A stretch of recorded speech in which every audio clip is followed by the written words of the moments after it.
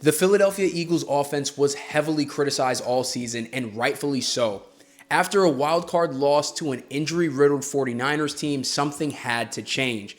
A few days removed from the game, offensive coordinator and play caller Kevin Patullo was fired. That fourth quarter against the Niners perfectly encapsulated the schematic issues that plagued this offense all year. In this film breakdown, we're diving into exactly what went wrong schematically for the Eagles, why this offense stalled when it mattered most, and how Philly can fix it going into next year. If you enjoy detailed film breakdowns like this, make sure to like and subscribe to the channel, as I'll be dropping more in-depth analysis throughout the entire NFL playoffs. Now, let's roll the tape.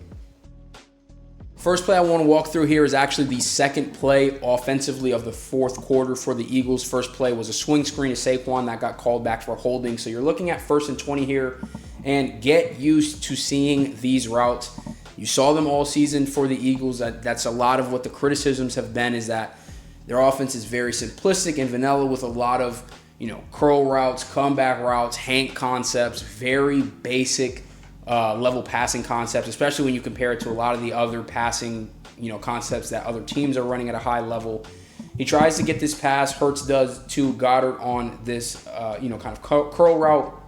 It's really well covered from the 49ers defender, and it's able to be broken up here. But again, to walk through this from a route perspective, after this Goddard motion, you have him running this curl route, Smitty running a curl route. You get an out route here from AJ Brown, and the 49ers are just sitting all over it. They are in cover 3. This corner is bailing out to his deep third. He's got the middle of the field. This corner is playing the other deep third. This safety comes down to insert. And you can just tell by tendency, because there's nothing out here to challenge this flat defender, number 49, he doesn't have to worry about, this isn't stressing him. He's passing off this out route for number 2 to kind of sit over the top of, and he can just attach himself to Dallas Goedert. Kendricks attaches himself to this Smitty hitch. I'm not mad at the decision, again, because, obviously Goddard is kind of boxing him out. You're just trying to get some yards back, but this is not the best way to stress, a zone defense. There's nothing in the flat here to, pressure this defender, so he can just stick on top of this route, ends up getting the pass breakup as a result of it. And again, like I said, get used to seeing these really bland and simplistic routes. That's a lot of what was run in this fourth quarter, and that's why I said it's kind of a microcosm of this entire Eagles offense this year. First third down of the fourth quarter for the Eagles. Again, you're at home. You're losing at this point in the game. You really need to string a good drive together. 3rd and 13 isn't the easiest, but it is a convertible down. It's very long, but you have plays on your play sheet for 10 to 15-yard third downs. This should not be one of them. In an empty set, they are going to double chip. So you had both him and Saquon lined up, and I'll run it back here just a bit. You have both nub alignments here. Both are going to chip the edges. So off the rip, you're getting only 3 immediate releases out on routes. Now, what are those 3 routes going to be? They're all comebacks to the sticks. You've got one right at the sticks, one right above the sticks, another one right at the sticks, and both chip and releases just go into the flats. It's just not at all going to stress a defense, again, even one as injured as San Francisco is, because this is day 1 basic install stuff. They're sitting in cover 3, as you can see with this corner has this third, this safety's playing everything over the top, and this corner has this deep third. So right as everybody is getting to the top of their routes, Goddard is not open. Eric Kendricks is sitting right under that throw. AJ Brown is covered. This flat defender is sitting underneath it, as well as the third is over the top of it. Smitty's the one you could probably make the best argument for, but you can already see this corner is breaking on it as well. That one probably would be a PBU if you threw that. Even if the pocket was clean, there's just nothing easy here for him to throw. Nothing is wide open. Everything is very basic. Right at the sticks, just 3 comeback routes. It does not get more basic day 1 install than that. Basically just has to throw it away, live to play another down, ends up having to punt there.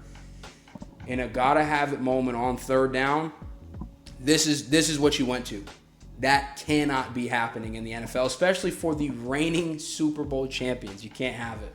Now we're at 3rd and 10 here, and I like this play design a little bit better, but it's not able to get to the sticks here. So on the snap of the ball, they're essentially kind of running almost like a bench concept here to the bottom of the screen. Jahan Dotson is going to be running an out route. You have Smitty, who's going to be running the deeper flag or corner route. Underneath that, Goddard is running kind of a wrap in. Where the ball ends up going, though, unfortunately, is to Will Shipley on this in route, which is tackled well short of the first down line. I think there's a higher likelihood that if this gets to Goddard of being a first down, because the San Francisco 49ers being in man-to-man coverage here on this play, this corner has to navigate around this route here to try to keep up with Goddard on this in-breaking route. I think if Hurts rips this ball here, there's a better likelihood that Goddard's able to catch it and maybe turn it upfield for the first down. Instead, I don't hate the decision here to get it to Shipley out of the backfield, but the ball is low, has to go down to secure the catch, and he is, as you can see, well 3 yards short of that line to gain for the first down. Tough, that you get all the way down here into the red zone and stall out and have to take a field goal in this situation. But there is a lot of time left on the clock. We see that the Eagles end up with another drive in this one, and let's walk through that one as well. So after settling for a field goal on that last drive, Purdy goes down and scores. The 49ers take the lead back, so you're just under 3 minutes on your essentially 35-yard line, have to get a touchdown to take the lead back.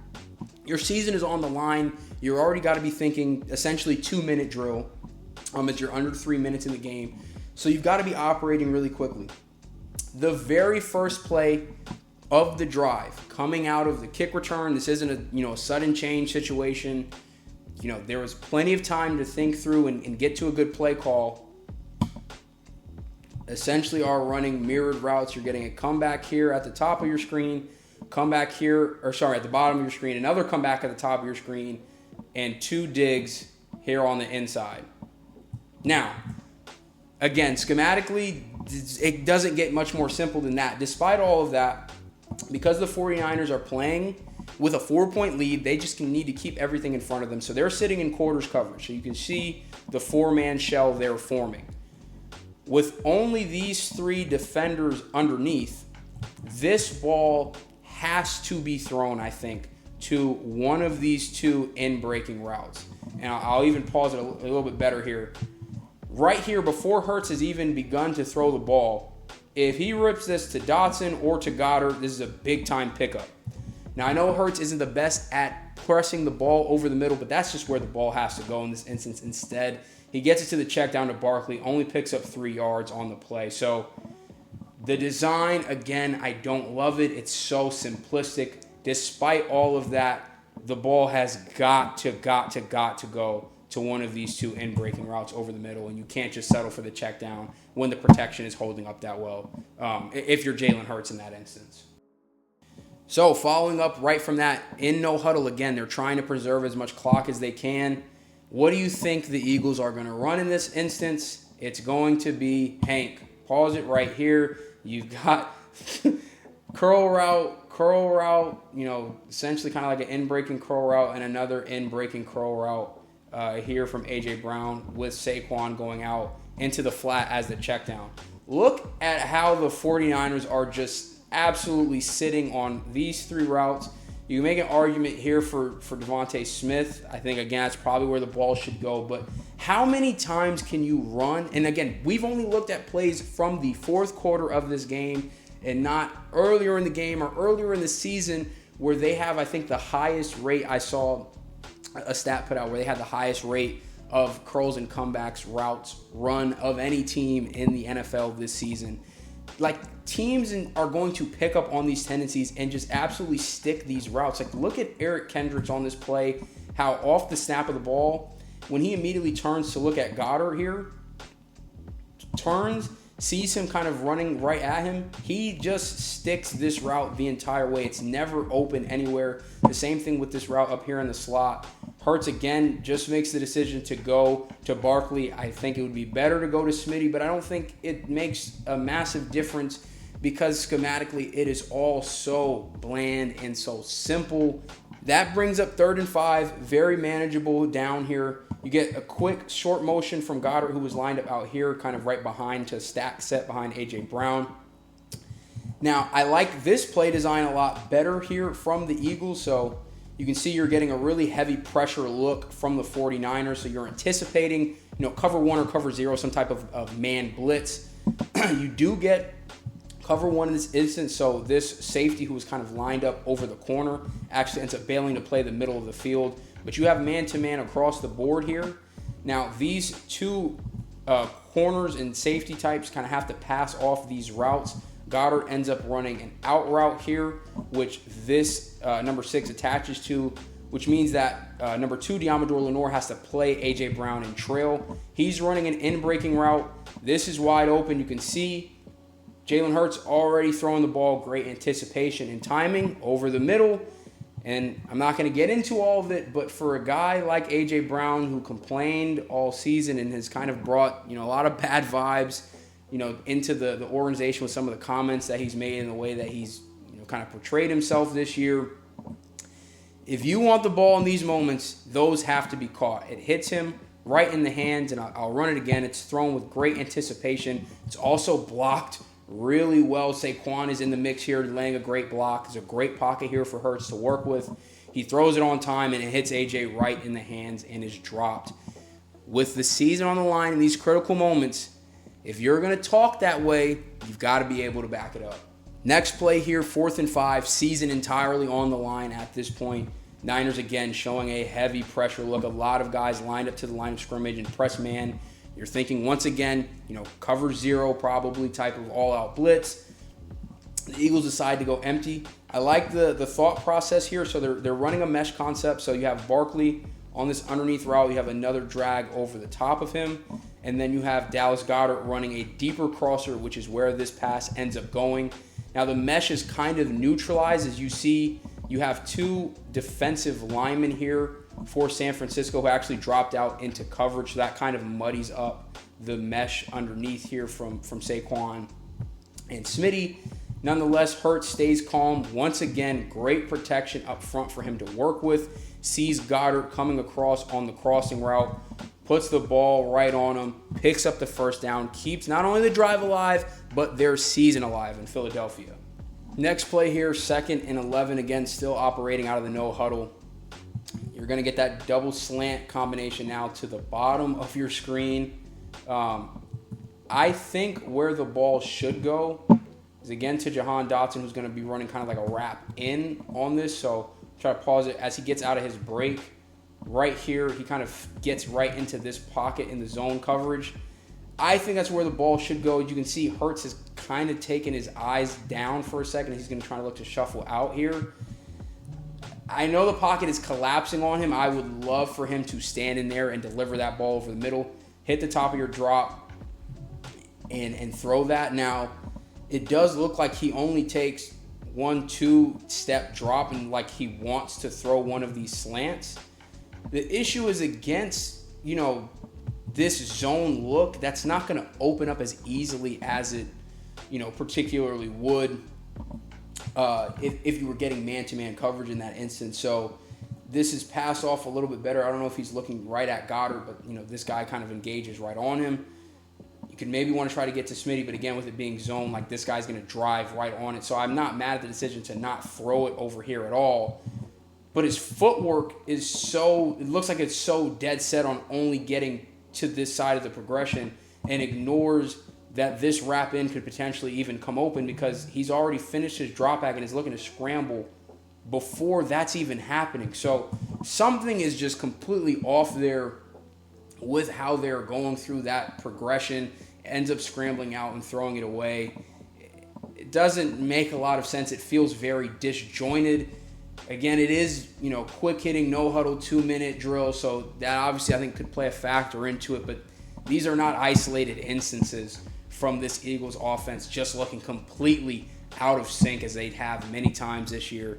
And it comes to bite them in the behind in this one. So here we are. This is the play that's been probably talked about and dissected the most in NFL circles since this game. It's 4th and 11. I also want to be very clear. This is coming out of an incomplete pass and a timeout. Plenty of time to get to whatever you got to call your best play in this instance. Whatever you've been saving, all season, anything that you've been trying to keep in the back pocket, this is when you let it go, because if it's not converted here, your season is over. So with everything on the line, with how this entire game and season has gone for Philadelphia, despite how rough they played throughout the season, despite how rough they played in this game, with a chance to keep your season alive, you're going to take your two best receivers, motion A.J. Brown, who is lined up inside here, outside, and they're just going to run go balls to the back pylon. Just say they've got one-on-one matchups, and we're going to see what we can potentially do there. Extremely uncreative. It's obviously going to be sat over the top because there's no reason for the Niners to press in this instance, because it's 4th and 11 and they just don't need to give up a touchdown. Outside of that, the inside routes are also very basic. I saw people saying that this was essentially 4 verts. I think that's incorrect. Dallas Goedert is running a dig at the sticks, and Jahan Dotson on the inside of this 2x2 set is running a slightly deeper post. So you're looking to high-low these kind of second-level defenders here. But they are, San Francisco drops out into coverage here. This is never in a million years. Neither of these routes are going to get open. They're basically daring Jalen to take one of the one-on-one shots, which I don't love in that instance either. But there has to be more. Again, I mentioned it earlier, I understand it's 2 minutes. You want to keep things simple. This is coming out of an incomplete pass, coming out of a timeout. All they had was one motion from A.J. Brown from the slot out wide, and they just had both of their best receivers run fade balls and threw it into triple coverage. It honestly should have been intercepted from Eric Kendricks. He was on it the entire way. If I back it up just here ever so slightly, you're going to see as he drops out into coverage here, he gets his depth, and he just reads Hurts' eyes. Hurts is staring this down the entire way. So what's Kendricks going to do? He's just going to float that way, and as soon as he sees him separate to throw, he's going to full-on break on this route. Gets underneath it and nearly picks it up. Doesn't matter. The PBU ends the game anyway.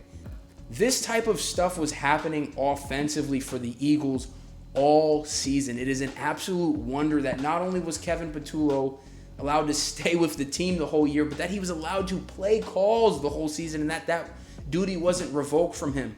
4th and 11 on the line, gotta have it. This just cannot be the best thing that you're putting out there on the field. That's going to do it for this film breakdown. Now, when I look at the Eagles heading into next season, obviously with the void for offensive coordinator, I think there are some great options out on the market as there's been a ton of coaching turnover, both at the head coaching and coordinator levels in the NFL this year. Some of the first guys that come to mind are names like Mike McDaniel or even a Cliff Kingsbury, guys who have very proven success, in offenses where they can be very dynamic pre-snap with a lot of motions, some of the concepts that they run, and also in the RPO game, which I think is critical for maximizing Jalen Hurts as a passer, as a guy who's never going to be, an elite top-end drop-back passer, but has a lot of tools and obviously is dynamic as a runner as well. So they'll be able to maximize him and get the most out of this offense and this run game as a whole, which was also very lethargic this year. But if you're an Eagles fan, go ahead, drop a comment, let me know what you thought about this season. Are you happy that Patullo was gone? I have to imagine that the answer is yes. But let me know also who you think the next coordinator should be for the Birds going into 2026. As always, if you appreciate the content, I would love if you would drop a like on the video, subscribe to the channel, hit the notification bell so you don't miss another one of my uploads. And I appreciate you for tuning in, and I'm out.